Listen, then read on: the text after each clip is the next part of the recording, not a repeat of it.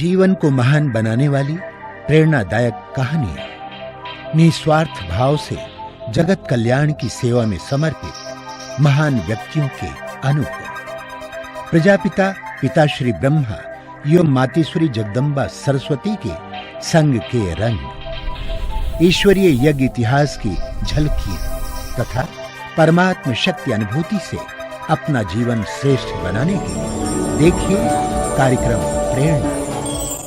दीपक देता है रोशनी फैलाने की प्रेरणा, फलदायी वृक्ष देता है देने की प्रेरणा, मधुबन देता है महकते रहने की प्रेरणा, महान व्यक्ति देते हैं जीवन जीने की प्रेरणा। आओ प्रेरणा से दें हम सभी को प्रेरणा।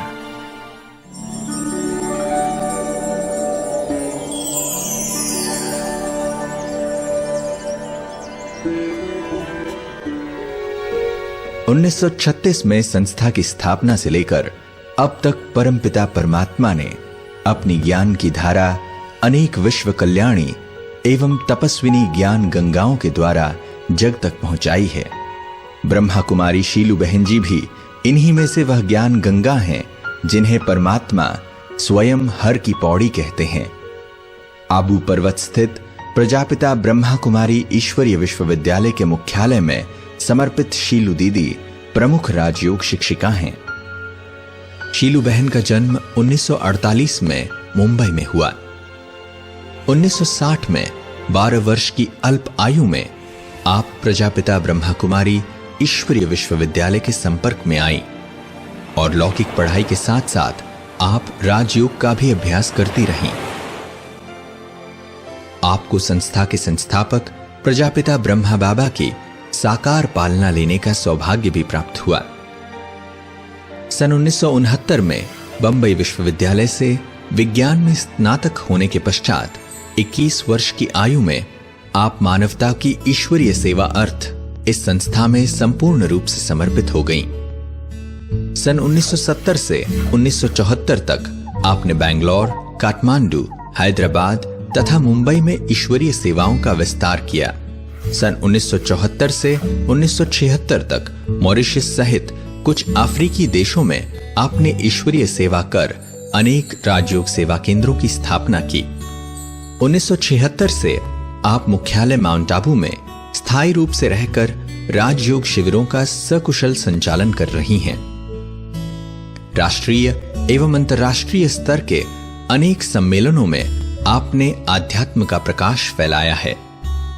आपने पांचों ही महाद्वीपों में 70 से अधिक देशों में यात्राएं की हैं, जहां आपके स्नेहपूर्ण मधुरवाणी से ईश्वरीय ज्ञान का लाभ लोगों ने उठाया है।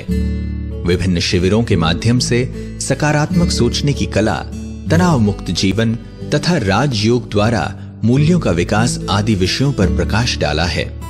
आपकी राजयोग प्रवचनमाला, राजयोग कमेंट्री तथा कई आध्यात्मिक विषयों पर प्रवचनों की ऑडियो तथा वीडियो कैसेट्स सीडी भी उपलब्ध हैं।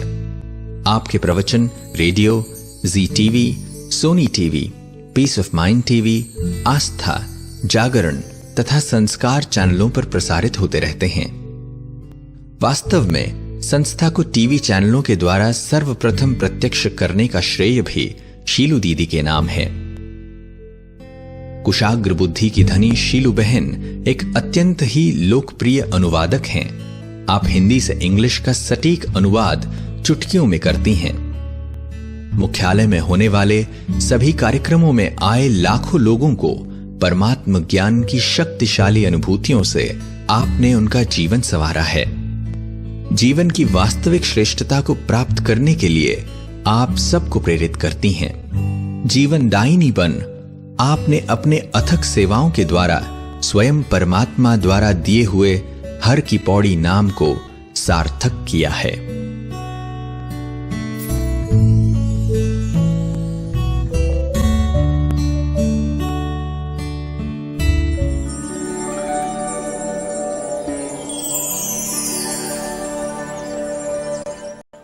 ओम शांति। मेरा यह बहुत बड़ा सौभाग्य है कि मैं बचपन में ही ज्ञान में आ गई थी और बाबा मम्मा सभी दादियों की मैंने बहुत पालना ली।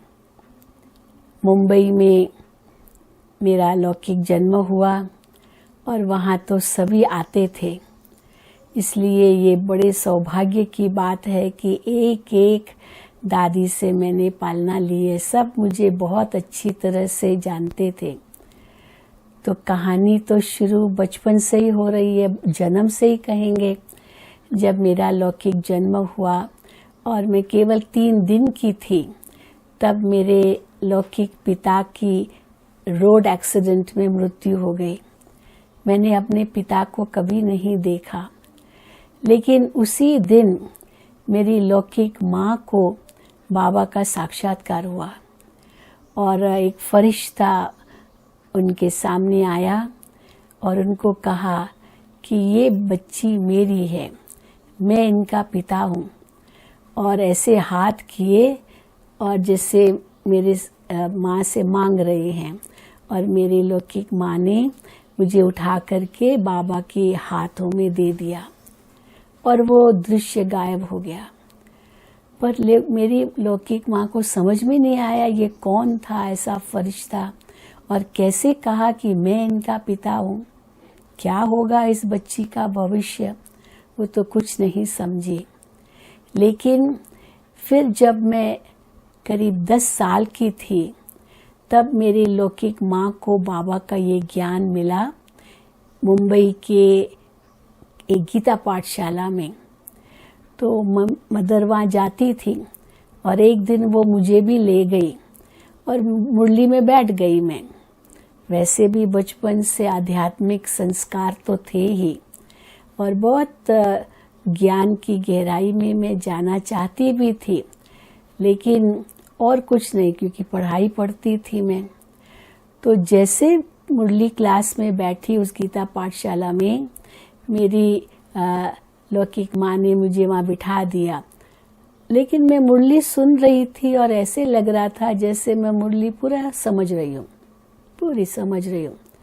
और मुरली के बाद फिर कुछ प्रश्न टीचर ने पूछे, वो भी हमने जवाब दिए जैसे कि मैं सबको जानती हूँ। बस वो मेरा बीज उस समय पड़ा। और फिर तो अगले साल 1959-60 में बाबा आए थे।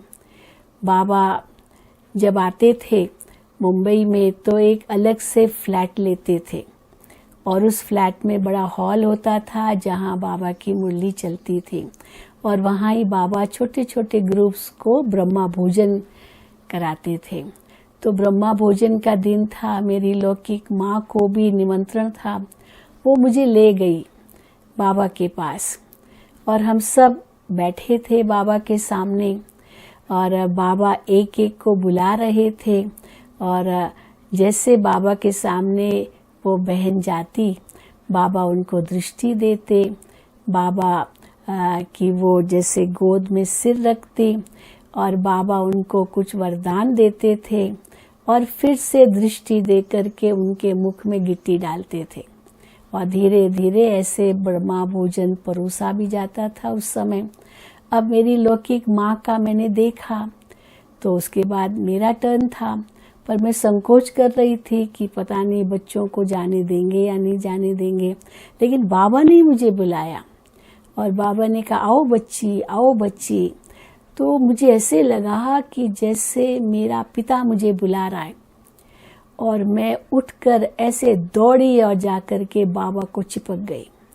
तो मैं तो यही कहूँगी कि मेरा अलौकिक जन्म बाबा की गोद में हुआ, और फिर तो पीछे मुड़कर देखने का तो सवाल ही नहीं है। मैं रोज़ मुरली सुनने आती थी और मुरली सुन के स्कूल जाती थी, तो ये भी एक बड़ा आनंद का अनुभव था। स्कूल यूनिफॉर्म में आती थी, सब मुझे बहुत प्यार करते थे बचपन से। और फिर तो मधुबन में भी आना हुआ, मधुबन में भी बाबा ने बहुत प्यार किया। और ख़ास मैंने एक कविता सीखी थी, एक लेक्चर तैयार किया था इंग्लिश में, क्योंकि बाबा को बहुत अच्छा लगता था अगर कोई कुमारी इंग्लिश में भाषण करे। तो जैसे मैंने बाबा के सामने इंग्लिश में भाषण किया, तो बाबा ने कहा, बच्ची तुम इंग्लिश में तो बहुत होशियार हो, तुम और अच्छा पढ़ाई करो तो बाबा तुमको विदेश भेजेगा। ये बाबा ने मुझे उस समय वरदान दिया।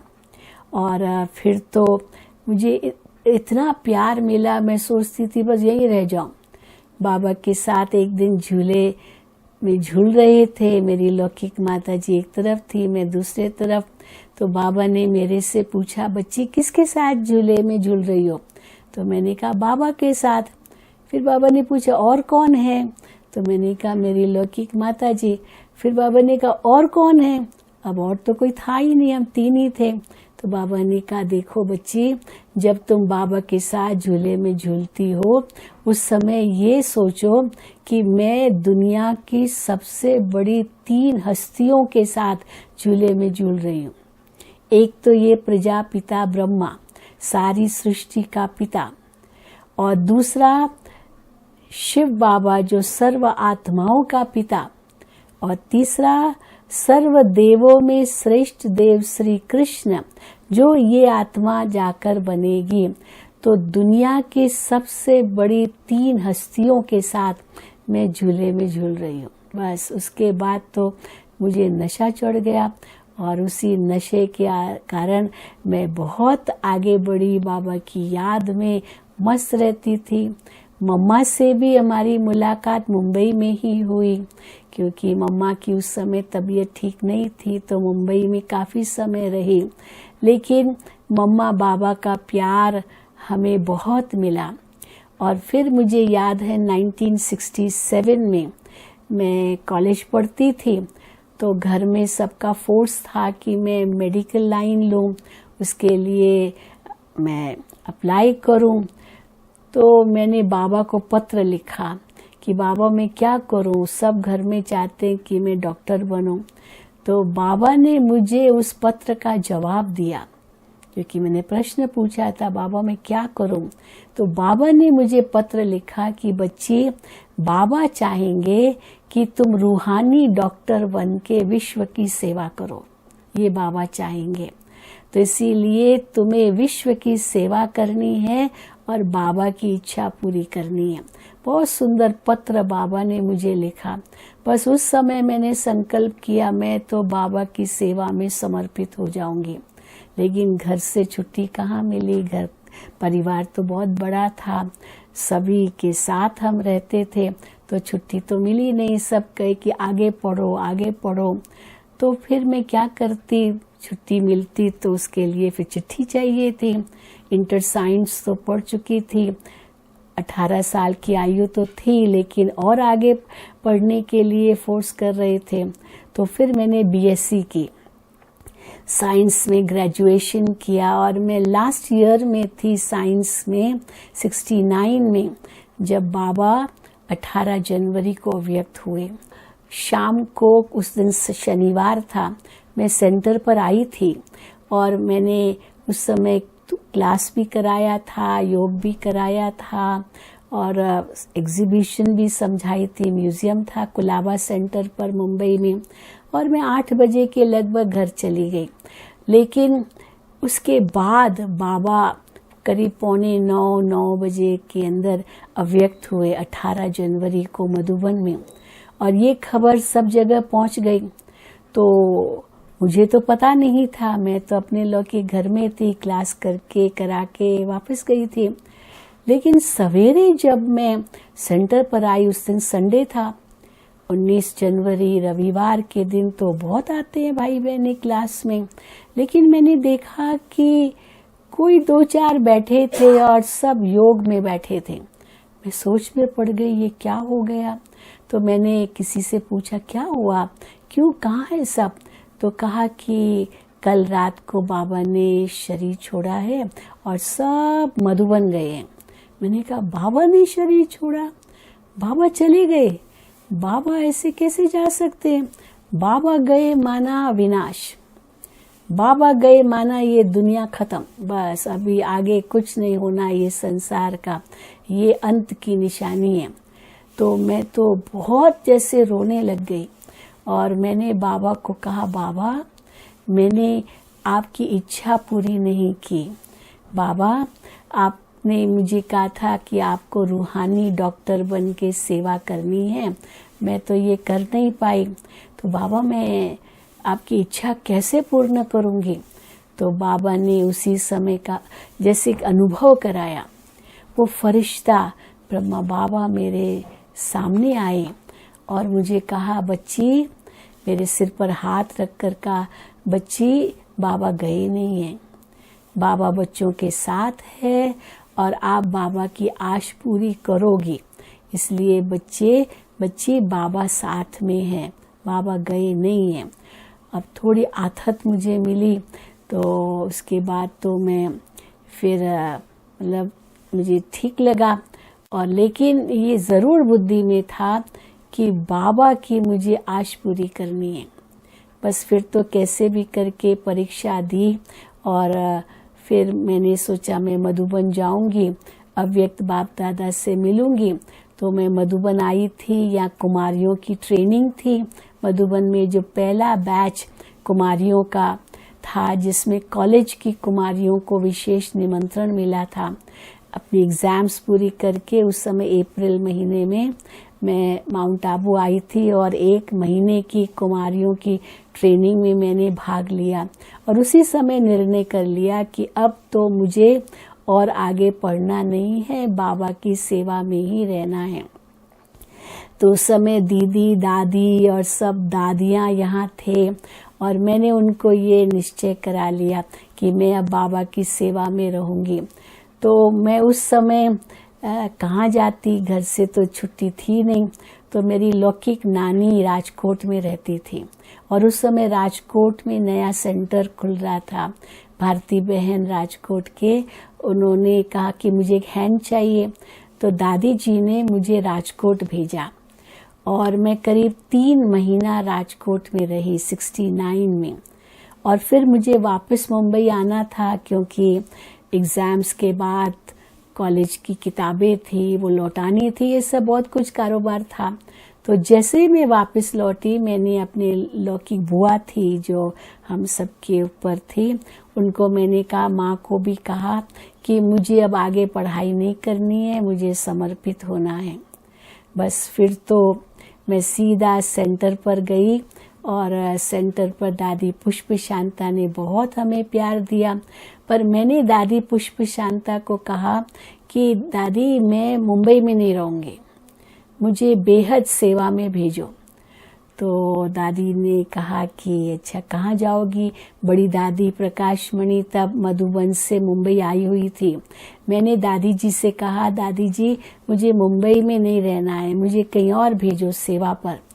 तो दादी ने कहा आप कहाँ जाना चाहोगी। तो मैंने कहा दादी जहाँ इंग्लिश सेवा हो।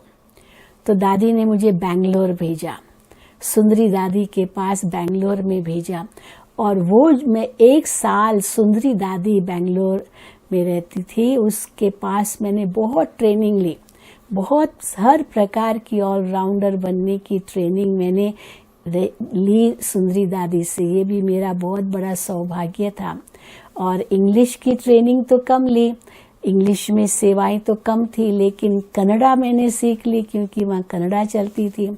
और 1-1.25 साल के बाद मैं मधुबन आई, तो दादी ने मुझे कहा कि अभी तुम काठमांडू जाओ, क्योंकि राजबहन को एक हैंड की ज़रूरत थी जो इंग्लिश में भाषण कर सके। उस समय वहाँ बहुत बड़ा मेला लग रहा था काठमांडू में। तो फिर दादी ने मुझे राजबहन के साथ काठमांडू भेजा, और मैं करीब 1 साल काठमांडू में रही। आसपास भी सेवाएं की, नेपाल में रह करके नेपाली भाषा भी सीख ली। और फिर 1 साल के बाद जब मैं वापस मधुबन आई, तो उस समय हैदराबाद की कुलदीप बहन के लौकिक माता पिता मधुबन में आए हुए थे, और बाबा ने उनको पहले ही कहा था कि आपको हैदराबाद में सेंटर खोलना है, म्यूजियम बनाना है। बाबा ने उनको बहुत प्रेरणा दी थी। तो उन्होंने दादी जी को कहा कि मुझे हैदराबाद में सेंटर खोलना है और मुझे कोई इंग्लिश स्पीकिंग हैंड दो। तो मैं उस समय काठमांडू से आई थी, तो दादी जी ने मुझे हैदराबाद भेजा। अब हैदराबाद में तेलुगु भाषा चलती है, तो वहाँ मैंने तेलुगु भी सीखी। म्यूज़ियम वहाँ बन रहा था, उसको भी कैसे बनाते हैं वो सब सीखा। और बहुत सारी शिक्षा हमें मनिंदर भाई लौकिक पिता जो हमारी कुलदीप बहन के थे, उन्होंने हमें दी। तो बहुत ही हमें अच्छा लगा, मानो हर जगह जैसे मुझे ट्रेनिंग मिलती गई। और फिर मैं 1 साल के बाद मधुबन में आई, तो दादी जी ने मुझे कहा कि अभी विदेशों में सेंटर खुल रहे हैं, बाबा आपको विदेश भेजेगा, तो मुंबई जाकर के अपना पासपोर्ट बनवाओ। तो मैं मुंबई आई थी, और मुंबई में 1974 में अफ्रीका से निमंत्रण मिला। एक बहुत ही बड़े बिजनेसमैन अफ्रीका के मुंबई में आए थे। उनको अपनी पत्नी की याद में एक मंदिर बनाना था लुसाका, ज़ाम्बिया में। और वो जैसे रास्ते पर टहल रहे थे, तो उस समय हमारा बहुत बड़ा मेला लगा हुआ था मुंबई क्रॉस मैदान में। और वो जैसे अंदर आए तो उसको बहुत अच्छा लगा, और ओपनिंग मॉडल एक मंदिर की तरह था, जहाँ लक्ष्मी, दुर्गा, सरस्वती तीनों मूर्तियाँ उस मंदिर में विराजमान थे। तो उसने कहा मुझे इसका फोटो चाहिए। अब फोटो तो उस समय वहाँ था नहीं, तब उनको कहा आप सेवा केंद्र पर आइए तो आपको देंगे। और जैसे वो सेवा केंद्र पर आया, उनको ज्ञान दिया गया, उसको बहुत अच्छा लगा। और उसने कहा कि इतना ऊंचा ज्ञान है ये, आप लोगों ने कभी अफ्रीका में ये ज्ञान दिया है? तब दादी जी, दीदी जी दोनों मुंबई में थे, क्योंकि बहुत बड़ा मेला हुआ था, उसका समाप्ति समारोह हुआ था, चीफ मिनिस्टर आए हुए थे। तो दादी ने उनको कहा कि अफ्रीका में अभी तक तो कोई सेंटर नहीं है, जो अगर कोई निमंत्रण देता है तो अवश्य हम बहनों को भेजते हैं। तो उसने कहा मैं निमंत्रण देता हूँ, और मैं आप टिकट भी दूंगा, 2 बहनों को भेजो मेरे पास अफ्रीका में, एक गुजराती स्पीकिंग हो और एक इंग्लिश स्पीकिंग हो, क्योंकि वहाँ गुजराती बहुत थे उस समय, और इंग्लिश तो था ही। तो उस समय वेदांती बहन कुलाबा सेंटर पर रहती थी मुंबई में, और मैं गामदेवी सेंटर पर रहती थी मुंबई में। हम लोगों ने अपना पासपोर्ट भी बनवाया था। तो दादी को हम दोनों पसंद आए, और उस भाई ने भी कहा कि गुजराती और इंग्लिश स्पीकिंग, तो दादी जी ने हम दोनों का नाम दे दिया, वेदांती बहन और मेरा नाम दिया। और फिर तो हम लोग दोनों अफ्रीका गए बाबा की सेवा पर। तो ये भी एक बहुत सुंदर अनुभव था, बाबा की सेवा पर अफ्रीका में जाना। जब हम बाबा से छुट्टी ले रहे थे मधुबन में, 74 की ये बात है, तो बाबा से मैंने पूछा, बाबा आप हमें वहाँ इतनी बेहद सेवा में भेज रहे हैं विदेश, वहाँ किस प्रकार हमें सेवा करनी है? अफ्रीका की सेवा को जानते नहीं थे।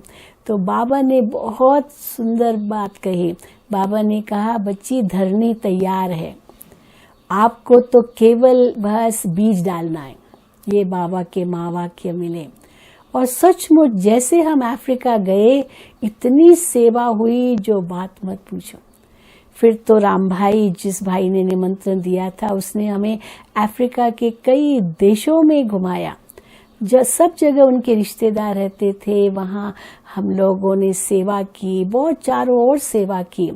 और फिर हमें मॉरिशस भी ले गए, और मॉरिशस में जैसे हम आए, वहाँ तो ज़बरदस्त सेवा हुई। 15 दिन तक एग्जीबिशन चली, और उन्होंने और डिमांड किया, और आखिर तो वहाँ सेंटर ही खोल दिया मॉरिशस में। और दादी जी ने मुझे कहा कि आप मॉरिशस में रह जाओ, और वेदांती बहन वापस अफ्रीका जाए। तो इस प्रकार मैं 75 में मॉरिशस में आई, और वहाँ सेंटर स्थापित किया। बाबा की सेवा बहुत सुंदर रूप से मॉरिशस में हुई, और लगभग 1 साल थी मैं वहाँ। करीब 30 भाई बहनों की पार्टी लेकर मैं 75 दिसंबर में मधुबन आई थी। सबको इतनी खुशी हुई, अफ्रीका से आप मॉरिशस आए, और फिर मॉरिशस से 30 लोगों की पार्टी, विदेश से 30 भाई बहनों की पार्टी उस समय मधुबन में लाना, ये बहुत बड़ी बात थी। तो फिर मुझे दादी जी ने वापस भेजा। मॉरिशस में सेवा बहुत थी, लेकिन 1976 में जबकि विदेशों में काफ़ी सेंटर खुल चुके थे और बहुत डबल विदेशी मधुबन में आते थे, तो उस समय मधुबन में मुझे दादी जी ने बुलाया और कहा कि अभी तुम्हारी ज़रूरत मधुबन में है। तब तक राजयोग भवन जो पांडव भवन के बाहर है वो बन चुका था और वहाँ राजयोग शिविर आरंभ हो चुके थे। तो दादी जी ने मुझे फिर 1976 जून से मधुबन में ही रखा कि यहाँ पर आपको राजयोग शिविर करानी है और साथ साथ जो डबल विदेशी भाई बहनें और देशों से आएंगे मधुबन में अब सीजन में, उनकी भी सेवा करनी है, ट्रांसलेशंस, क्लासेस। तो ये सब के लिए दादी जी ने मुझे फिर मधुबन में रखा।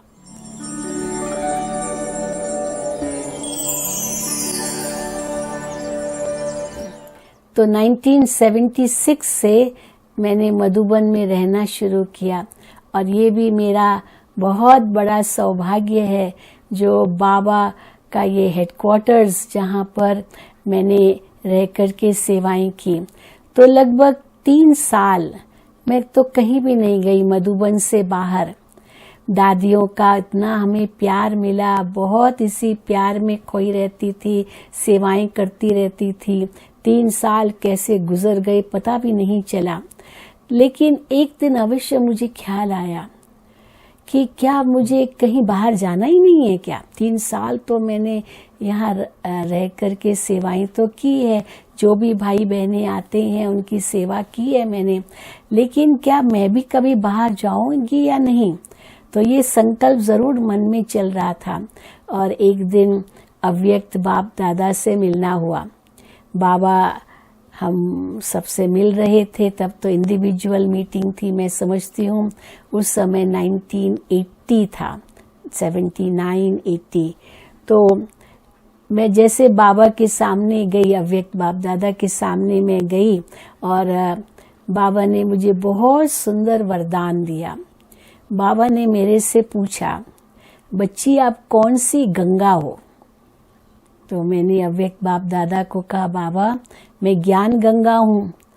तो बाबा ने कहा, ज्ञान गंगाएं तो और भी बहनें हैं, तुम कौन सी विशेष गंगा हो? तो मैंने कहा, बाबा मैं बहती गंगा हूँ।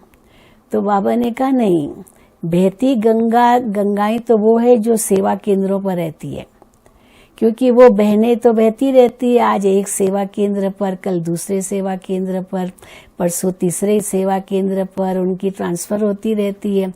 आप कौन सी गंगा हो? अब मुझे तीसरी गंगा का तो नाम आया नहीं, तो मैं चुप हो गई। तो बाबा ने मुस्कुरा कर मुझे कहा, बच्ची तुम हर की पौड़ी की गंगा हो, क्योंकि हर की पौड़ी ये हरिद्वार में एक स्थान है जहाँ पर जब मेला लगता है तो सारी दुनिया के लोग हर की पौड़ी आते हैं गंगा स्नान करने के लिए। उस स्थान का बड़ा महत्व है। गंगा तो चारों ओर बहती है, लेकिन उस हर की पौड़ी का इतना महत्व है जहाँ सारी दुनिया आती है। तो बाबा ने मुझे ये वरदान दिया, तुम हर की पौड़ी की गंगा हो और तुम्हारे में सारी दुनिया आकर के नहाएगी। ये कितना बड़ा वरदान मुझे मिल गया। और उसके बाद तो जैसे मेरा संकल्प ही खत्म हो गया कि मुझे कहीं बाहर जाना भी है, मधुबन में ही सेवा करनी है, बस यही मैंने बुद्धि में सोच लिया, क्योंकि सारी दुनिया को यहाँ आना है। लेकिन फिर कुछ वर्षों के बाद 1982 में सबसे पहले दादी जी ने मुझे श्रीलंका भेजा। उस समय वो चेन्नई से कनेक्टेड था, रोजी बहन वहाँ रहते थे। तो उसने दादी जी को कहा, मुझे श्रीलंका में सेवा केंद्र स्थापित करना है, क्योंकि मद्रास के बहुत नज़दीक था। तो वहाँ पर वहाँ के लिए मुझे एक बहन दो जो इंग्लिश जानती हो। तो मैं तो मधुबन में रहती थी और उस समय जुलाई का महीना था, यहाँ बहुत बारिश होती थी। तो बारिश में तो कोई खास सेवा होती नहीं थी मधुबन में। तो दादी ने मुझे 3 महीने के लिए श्रीलंका भेजा और सचमुच वहाँ इतनी बाबा की सेवा हुई, क्योंकि इंग्लिश जानते थे लेकिन तमिल जानना चाहते थे। तमिल में ज़्यादा सेवा थी। मेरे साथ 2 और बहनें थी, कुछ भाई थे, हम सब ने मिल करके वहाँ सेवा की। तो 3 महीनों के दौरान मैं तमिल भाषा भी थोड़ी सीख गई। तो ये भी एक जैसे कि वरदान था, जिस शहर में जाती, जहाँ जाती वहाँ की थोड़ी थोड़ी भाषा सीख लेती थी। और 3 महीने के बाद वापस मैं मधुबन आई। जब भारत में मधुबन में सीजन शुरू हुई अक्टूबर में, फिर तो डबल विदेशियों की बहुत सेवा हुई। और उसके बाद तो फिर बाबा ने मुझे कई देशों में भेजा। 1985 में मैं पूरा एशिया के टूर पर गई थी। करीब 12 देशों में बाबा ने मुझे भेजा था एशिया के, क्योंकि वहाँ सब जगह सेवा केंद्र खुल चुके थे। छोटे छोटे सेवा केंद्र सब देशों में थे। तो वहाँ पर सेवाएं की, एक एक देश में 10-10 दिन रह करके करीब 3 महीना एशिया की सेवा पर गई थी 85 में। और उसके बाद फिर मैं मधुबन में आई और 91 में मैं फिर पूरा यूरोप के टूर पर गई थी। यूरोप में बहुत सारे देश हैं, वहाँ भी बाबा के बहुत सुंदर सेवा केंद्र खुल गए थे। तो वहाँ मैं गई थी। और ग्लोबल हाउस का जब उद्घाटन हुआ लंदन में, उस समय दादी जी वहाँ पहुँचे हुए थे। वो भी एक बहुत सुंदर अनुभव हमने लंदन में किया। तो ये भी हमने देखा, जो बाबा ने हमें वरदान दिया था, बच्ची तुम्हें विश्व सेवा करनी है, बाबा तुमको विदेश भेजेंगे। मानो ये बाबा के वरदान सब उस समय सिद्ध हुए। और मधुबन में रह करके कई देशों का हमने भ्रमण किया। और फिर वापस जब मैं आई भारत में, बस फिर तो हम आगे बढ़ते गए, बाबा की सेवाएं हम करते रहे। और हम महसूस करते हैं कि कैसे बाबा करवा रहा है, हम तो कुछ भी नहीं कर रहे। दीदी दादी का हमें बहुत प्यार मिला। दादी से मुझे याद है, मैंने एक बार जब मैं मधुबन में रहना शुरू किया तो दादी जी से मैंने पूछा कि दादी जी अब तो मैं मधुबन में रहती हूँ, तो मुझे विशेष क्या पुरुषार्थ करना है। तो दादी ने बहुत सुंदर जवाब दिया। दादी ने कहा, देखो शीलू, तुम टीचर तो बहुत अच्छी हो, बहुत अच्छा कोर्स कराती हो, बहुत अच्छा ज्ञान सुनाती हो, फॉरेनर्स भी आपसे बहुत खुश होते हैं, बहुत सेवा में आप व्यस्त रहती हो, लगन से सेवा करते, खूब महिमा करने लगी दादी मेरी। तो मैंने कहा, दादी ये तो ठीक है, लेकिन मैं विशेष पुरुषार्थ क्या करूं। तो दादी ने मुझे बहुत सुंदर बात कही। दादी ने कहा, देखो तुम टीचर बहुत अच्छी हो, लेकिन अब तुमको अच्छी माँ भी बनना है। जैसे माँ बच्चों की पालना करती है, वैसे तुमको पालना करनी है। ये डबल विदेशी आते हैं या शिविर वाले भी आते हैं, आजकल दुनिया में किसी को वो सच्चा प्यार, निस्वार्थ प्यार नहीं मिलता, और वो तुमको देना है ताकि वो सहज बाबा के बन जाए, बाबा से उनका योग हो जाए, बाबा से लगन हो जाए। बस यही एक लक्ष्य रखना है। सेवा में इस प्रकार का लक्ष्य रखोगी तो बहुत दुआएं मिलेगी।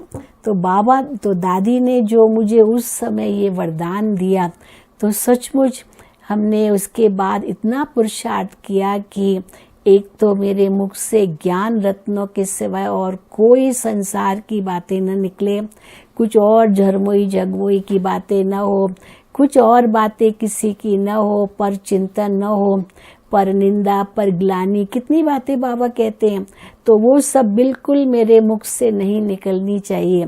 बस एक बाबा, दूसरा न कोई, और केवल ज्ञान ही इस मुख से निकलना चाहिए। तो जब भी कहीं भी कुछ ऐसी बात होती है, हम तुरंत हम कहते हैं, बस बाबा क्या कहते हैं मुझे याद करो। तो इन बातों से हम बिल्कुल किनारे हो जाते हैं। और मैं महसूस करती हूँ अपने पुरुषार्थ में कि और सब बातों से न्यारा होने के कारण मैं अपना समय, श्वास, संकल्प, शक्ति प्रति कैसे सफल कर पा रही हूँ, इसकी मुझे बहुत खुशी है।